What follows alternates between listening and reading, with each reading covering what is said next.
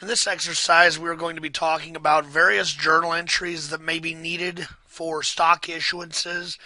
This exercise will discuss initial stock issuances, subsequent stock issuances, treasury stock. We'll have dividends and we'll have preferred dividends, stock splits, and just a variety of various topics related to equity. So first of all, let's go through the scenario. Peyton Enterprises had its initial public offering 2 years ago and is now considering issuing additional shares of stock to finance a planned expansion. They will be issuing additional common stock shares as well as a brand new issuance of preferred stock. As their accountant, you are required to answer the below questions and complete the journal entries to account for the below transactions. So we're going to go through this step by step. First of all, requirement 1. It says the company currently has 100,000 authorized shares. That includes 30,000 that are issued, and those same 30,000 are also outstanding. So notice, whenever you hear authorized, that's your overall limit at this point in time. Out of that 100,000, some number is going to be issued, and in this case, 30,000 are issued. Out of the issued number, some of them are going to be outstanding, and in this case, all of them are outstanding. What that basically means at this point is that there is no treasury stock. All the shares that we have issued are still out on the open market. Now, there's a par value of $1 per share, so we'll talk about that with the journal entry, and it says each of the shares was issued at a price of $21. So first of all, we want to know what will the equity section of the balance sheet look like at this time. And you're going to need to fill out these two yellow lines here related to the common stock shares that have already been issued. So again, we have 30,000 shares issued at a price of $21 and a par value of $1. So we're going to fill out these two items. There are no pull-down menus for this, so a variety of different answers would work here. But basically what we're going to want to see is something like common stock, $1 par value. You generally want to include that discussion. And then you'll want to include something about the shares.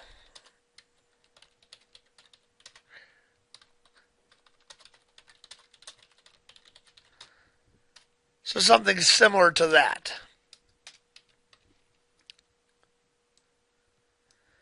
Now, the amount.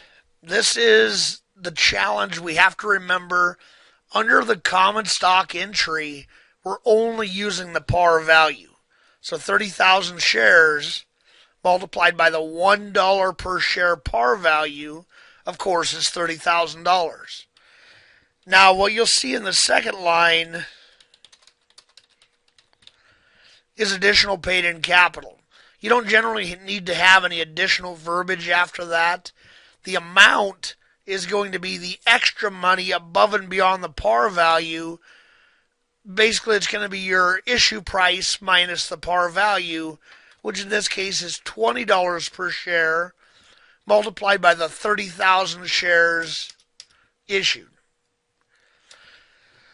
Now, the one thing I do want to mention here, if we had outstanding, or if we had treasury stocks, so our outstanding shares were less than the issued shares, what you would generally do is you'll include the full issue price in these two columns like we've done, and then you're going to have a reduction to owner's equity related to the treasury stock. But of course that doesn't apply in this case. So our total equity is $705,000. Now again, if you have not downloaded the template from the Udemy course for this assignment, then you can always pause it and read through each requirement before we go through it. It's probably the best way to do it rather than just listening to the answer. Always a good idea to practice first and then see if you got it right through the answer. So let's take a look here. We have the journal entry. If the company issues 40,000 additional shares of common stock at a price of $25 and that same par value of $1. So in this case, we do have drop-down items here. We are going to debit cash because we're receiving cash. It's 40,000 shares multiplied by the $25 per share, the full issue price. Now, we don't need our second debit here.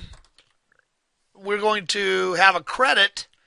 We're going to have two credits to the equity accounts. One of them will be to the capital account. So we have, it's actually common stock is our first one. That's only going to be the par value. So 40,000 shares times $1 par value, which of course is $40,000. The next credit will be to that additional paid in capital, which is going to be the extra money above and beyond par. So 25 minus 1 is $24 multiplied by 40,000 shares. That's where the $960,000 will come from. Of course, your credits and your debits have to balance out, and they do. So now at this point, we had 30,000 shares before. Now we've issued another 40,000 shares. We're still well within our limit of 100,000, but we have a total of 70,000 shares. That's something to keep in mind. So now let's go to requirement 3 here. Here we want to record the journal entry if the company issues 10,000 shares of $10 preferred stock, par value of $100 at a price of $125. Now there are a couple of things that are important to notice here. That with preferred stock, the preference is talking about the dividend. So that 10% in front of it is a recommended dividend amount. And it doesn't mean you're always going to pay that $10, or 10%. And by the way, it's 10% of par that we would pay the dividend for. The 10% relates to the par value. So the par value of preferred stock is a little bit more important than the par value of common stock, partly for that dividend issue. We have to have something to multiply the 10% by, but also this is similar to the idea of a bond, where if we issued at a price above par, the concept, it's called a premium. When we talk about a bond, it's called a bond premium. And what that generally means is we're paying more interest than others on the market are paying at that time. A similar thing can happen with preferred stock. We may issue it above par if we're paying a good dividend percentage.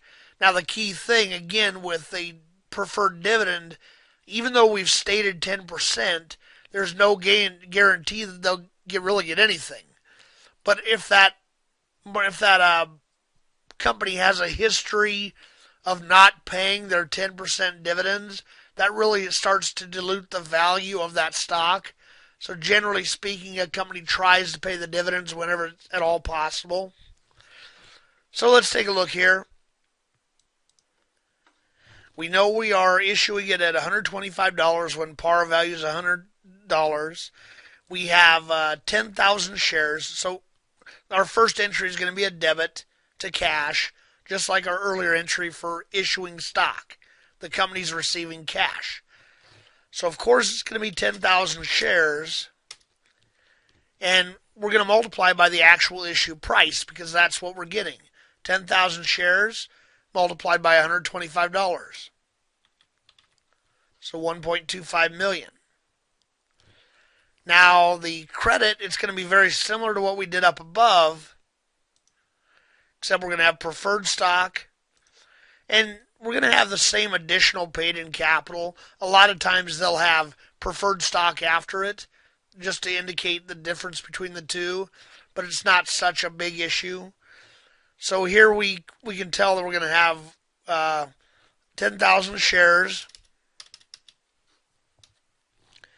multiplied by the $100 par value, and then 10,000 shares multiplied by the additional 25.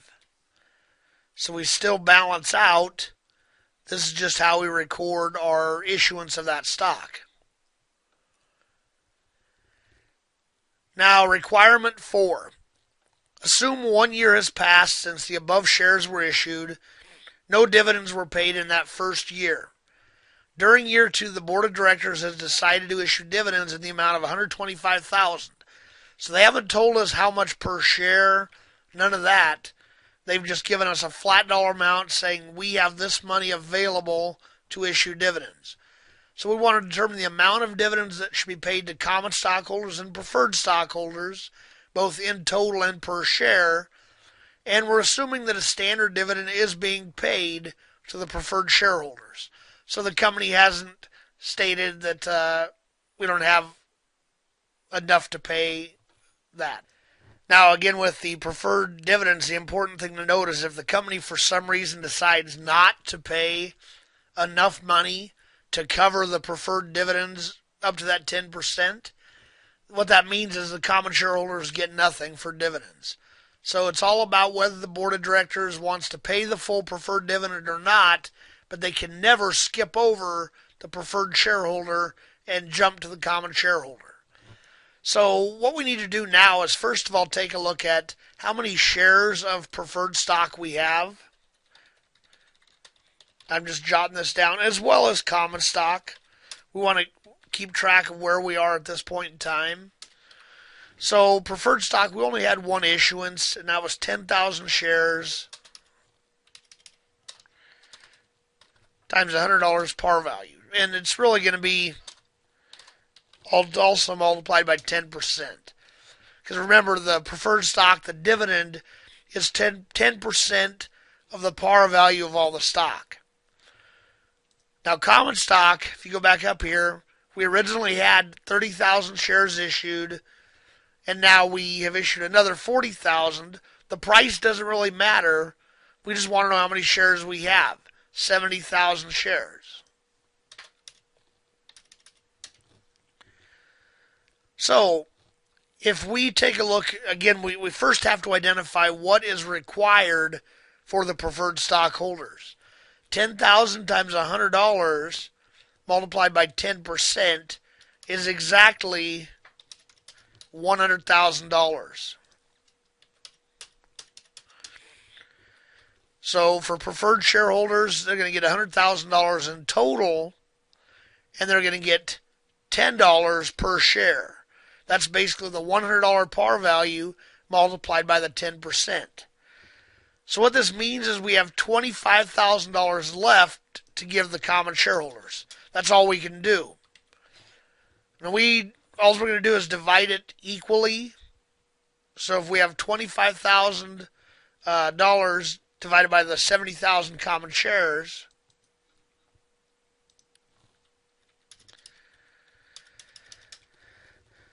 we end up with 36 cents per share for the common shareholders. So again, that's all we can do. That's all we can calculate there. Now, requirement 5. Now the company has decided to repurchase 20,000 shares of stock on the open market at a price of $15 per share. This is treasury stock. And again, what this means, it's important to understand that the company is not holding this as an investment per se. It's not going to be treated as an asset. When you invest in your own stock, it's considered to be a reduction in owner's equity. So 20,000 shares at a price of $15 per share. When they do go out to the open market to buy these shares, they don't get any sort of discount. They have to buy them from whoever's selling them at whatever the going price is.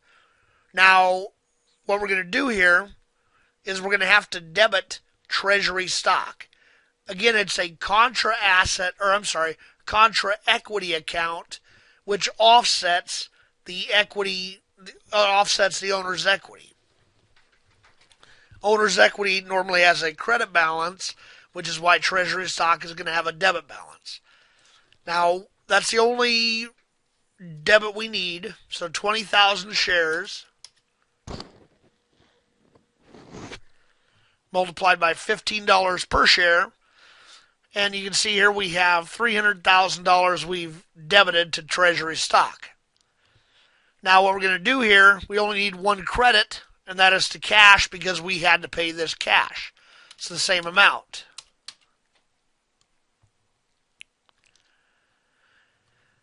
Now, requirement 6. This is where it starts to get a little bit tricky. Assume 1 year has passed since the above treasury shares were repurchased. During year 3, the board of directors has decided to issue dividends in the amount of $125,000. Again, that's very similar to what they did up above. Determine the amount of dividends that should be paid to common stockholders and preferred stockholders in total and per share. The good news is we already calculated preferred requirements and nothing has changed there. We have enough to cover the $100,000 in preferred dividends, and that's still $10 per share. By the way, I guess this could have been clearer, but the shares of stock they issued or they bought back were common stock, as usually the case. Now, they still only have $25,000 left to pay common stockholders, but the trick now is that we have to remember with treasury stock, where the company owns its own stock, those are not paid dividends. So, we had a total of 70,000 shares before. Now we have 20,000 fewer shares. So we have 50,000 shares. $25,000 divided by 50,000 shares. Now instead of it being 36 cents per share, it's 50 cents per share for those investors out in the open market. Now, requirement 7, the company has decided to sell back 5,000 shares of their treasury stock at a price of $20 per share. We want to record the journal entry for this. So this is where, if we take a look here, we bought it originally at $15 per share. We're selling it at a higher price. With treasury stock, again, there are certain rules that apply. The owner, which is the company themselves, cannot reflect a gain or loss on shares of their own stock, and they can also, again, not pay themselves dividends. What happens, though, there's a rule known as the cost rule that basically says for treasury stock, you have to report the cost, or you have to report any future sales of that treasury stock when you decide to reissue it back to the open market. You have to take it out of treasury stock at the original cost that you put it in at. Anything in addition or anything less is going to impact an account known as the additional paid-in capital treasury stock. Now, again, I don't have the separate names for it. We've just been generically using an additional paid-in capital account. But let me go through this first of all. We are selling it now, so we're going to be debiting cash. 5,000 shares at $20 per share is $100,000. That's how much we are getting back. Now remember, treasury stock we originally debited, but now we're crediting it to take it out of treasury stock. But we can only take it out at the original price per share. So 5,000 shares multiplied by $15 per share, that was the original cost. That's $75,000. So we're going to need the additional $25,000 to be credited to something known as additional paid-in capital. Again, usually treasury stock is after that name as well.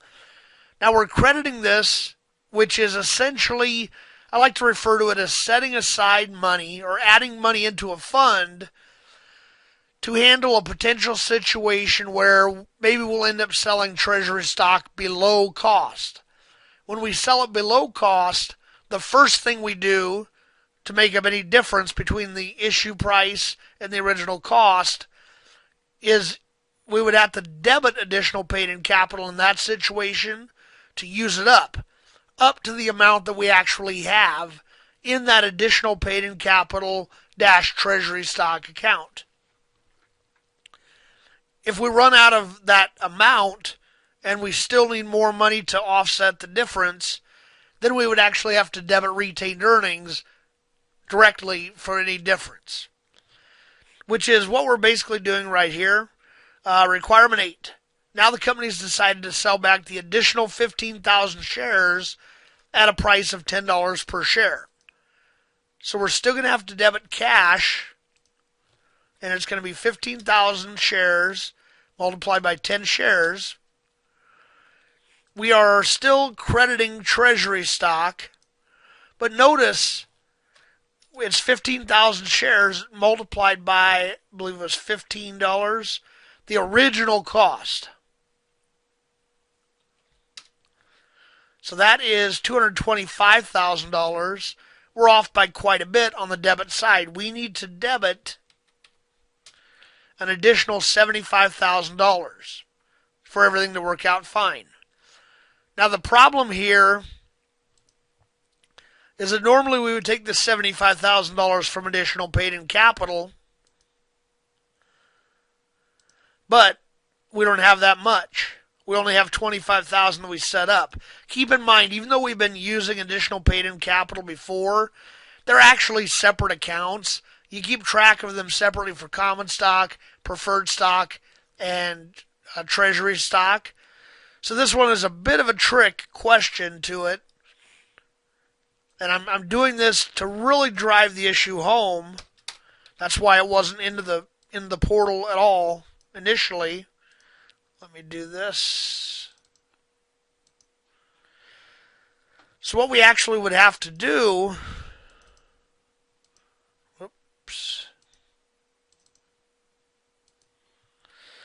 is we could only debit additional paid-in capital for $25,000.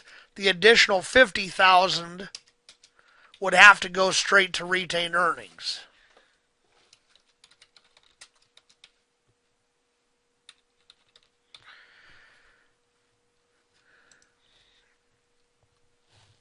So that's how that would work.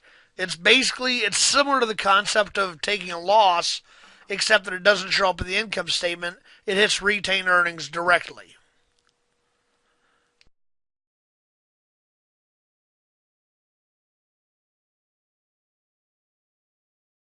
So now, requirement number 9, we're going to get into stock dividends. In lieu of a cash dividend for year 4, the company's decided to issue a 10% stock dividend of all common shares. Now notice they're still paying a cash dividend for the preferred shares, but we're not going to worry about that for this journal entry. We just want to know how to record the stock dividend if a journal entry is even required.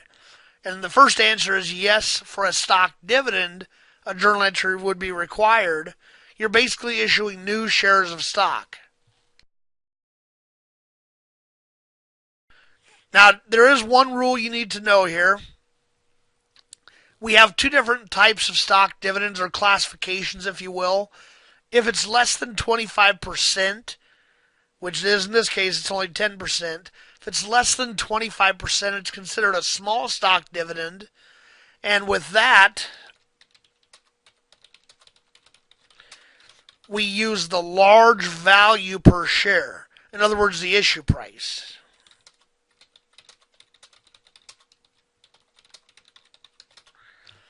If it happened to be a large stock dividend of 25% or more, we would end up using the par value, a small issue price.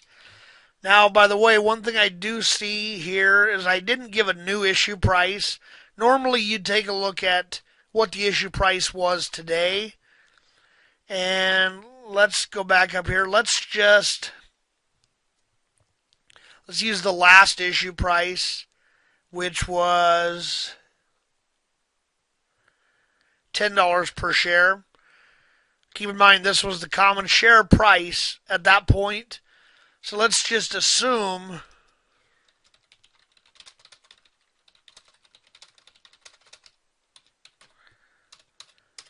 a common share price of $10 per share. So what we're doing here is we're not paying any sort of cash. Instead, we're issuing new shares of stock. But the debit for this is going to go to either, there are a variety of ways you could do this. You could call it dividends, stock dividends. You could call it dividends distributable. We're just going to call it, or you could also debit retained earnings directly. So we're just going to call it dividends, or you could say stock dividends. And we're also, by the way, assuming that we're distributing this right away. So as soon as we record it, we're distributing it. In different situations, there may be a period of time between when it's issued, or I'm sorry, between when it's declared and when it's issued. So in this case, we have dividends that are, it's a 10% of the outstanding number of dividends we have, which we actually have to take a look at. We had 70,000 shares, you may recall. We had, 30,000 plus 40,000, so that was 70,000.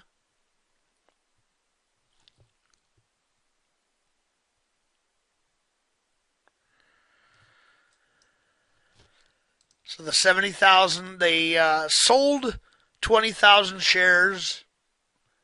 I'm sorry, they repurchased 20,000 shares of treasury stock, but they ended up selling them all back, 5,000 and 15,000. So basically what that means is we're still back to 70,000 shares. Now 70,000 shares multiplied by the 10%, just going to draw this out, equals an additional 7,000 shares in the stock dividend. So that's what we're trying to record here. $7, or 7,000 shares multiplied by the issue price of $10. 70,000 shares, or $70,000. Now for the credits, we're going to record it just like any other issuance. We're going to credit common stock and credit additional paid-in capital, because we can only record $1 per share in common stock, so $7,000. The additional $63,000 will go to additional paid-in capital. So the key thing to remember here is that the stock dividend, the 10% is multiplied by the number of shares currently outstanding, and then we have to convert that to a dollar amount by multiplying it by the current issue price.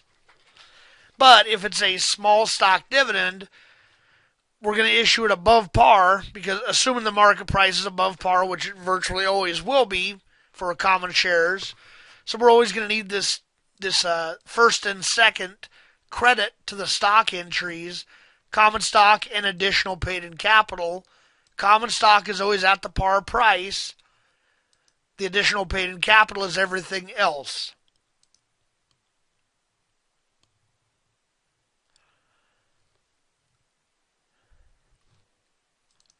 So now we get to requirement 10. In year 5, the company decided to issue a 2-for-1 common stock split, record the journal entry for this transaction, and detail what the balance sheet would look like at this time. Note that the retained earnings figure has already been provided. This considers all net income that we've earned, as well as any dividends that we've paid out. So in other words, we don't have to worry about adding that in. So first of all, the journal entry. This is somewhat of a trick question, because a stock split does not require a journal entry at all. Instead, the only thing we're going to do is update our par value, update our number of shares, and all of that. 2-for-1 common stock split means that the investors that had 1 share, now they get 2, so they have more shares, but the value per share is less. In fact, it's half. So we need to go back and take a look at how many shares we now have. Remember, up here we had 70,000 shares, but we issued an additional 7,000 shares through the stock dividend. So I'm just going to write this down over here for a second. That was before this stock split. The par value was $1 before the stock split. And the total amount, by the way, this is the total amount, the value that we have out there has to stay the same in total. But obviously you're going to have, if you try to calculate a per share amount, it's going to look a little bit different. Notice also we don't have any treasury stock to worry about because we've already recorded that. We've already paid it back out. We've already sold the treasury stock again. So what we would actually have here is something like common stock. Now it's going to be a 50-cent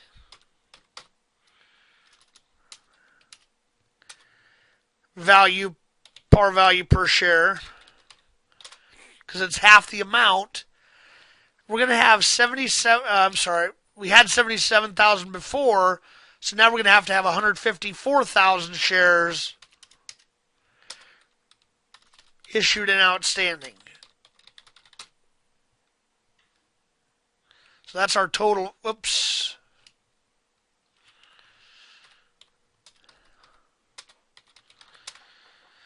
Shares issued and outstanding.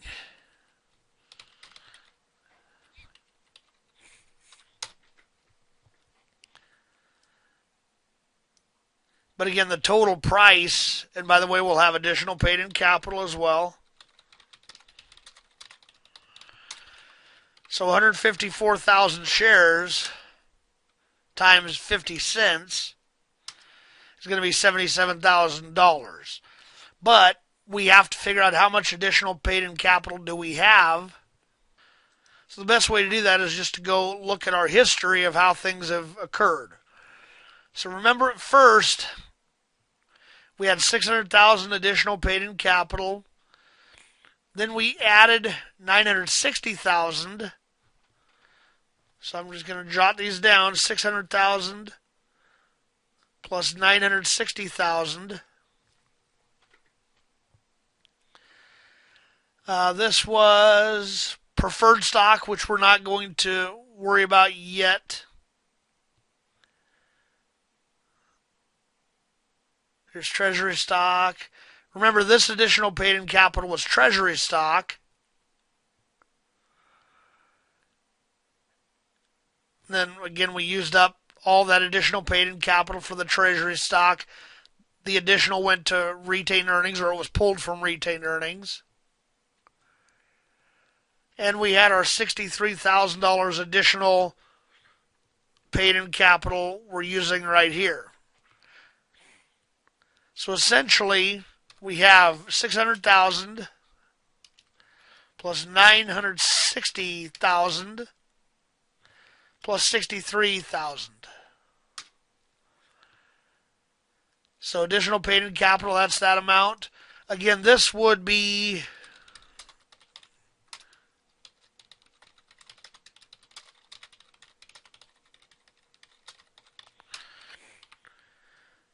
the preferred stock and then the additional paid-in capital for preferred stock.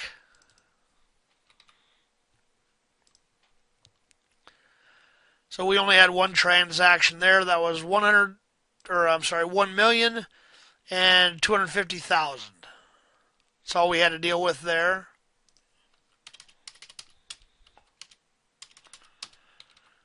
Missing 1 0. And then the total of all of our equity would be all 4 of these lines. Actually, I'm sorry, all 5 of these lines. Try that again here. Needs to include 90. So our total equity would be $3,098,759. And that takes us to the end of our stock entry exercise. Hopefully that helps to clarify some of these different journal entries, the stock splits, stock dividends, all of that. But of course, if you have any questions, please let me know. Thank you for your time.